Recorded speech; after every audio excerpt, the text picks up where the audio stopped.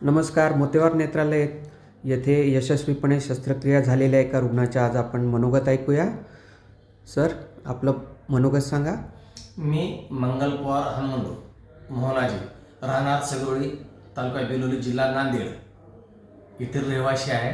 आणि गेल्या 12 तारखेला 12/11/24 वार मंगळवार रोजी मी तर रात्री सगळे टेस्ट करून 8 वाजता ॲडमिट झालो. आणि डॉक्टरांनी इतकं छान समजून सांगितले, खूपच छान समजून सांगितले की त्यांनी म्हणजे तुमचं ऑपरेशन करायला वगैरे छान वेळ आहे, करून घ्या म्हणजे त्यांनी समजून सांगितले. त्याच्यामुळं मी ऑपरेशन करून घेतलं. खूपच त्याने म्हणजे इतकं समजून सांगितले की पद्धतशीर समजून सांगून सर्जरी वगैरे छान केले. केसालाही धक्का लागेल, केसा एवढाही इजा न होता पेशंटला समाधानाने बोलून, समाधान करून, समाधानाने सर्जरी करून पेशंटला चांगले बोलून त्यांनी घरी पाठवतात. त्यांनी आपल्याला ऑपरेशन नंतर काही त्रास झाला का? नाही, बिलकुल काही त्रास नाही. एका केस एवढा पण त्रास नाही, काहीच नाही, बिलकुल त्रास नाही. ते म्हणजे सर्जरी करताना जे भूल देतात ना, ते पण कळलं नाही.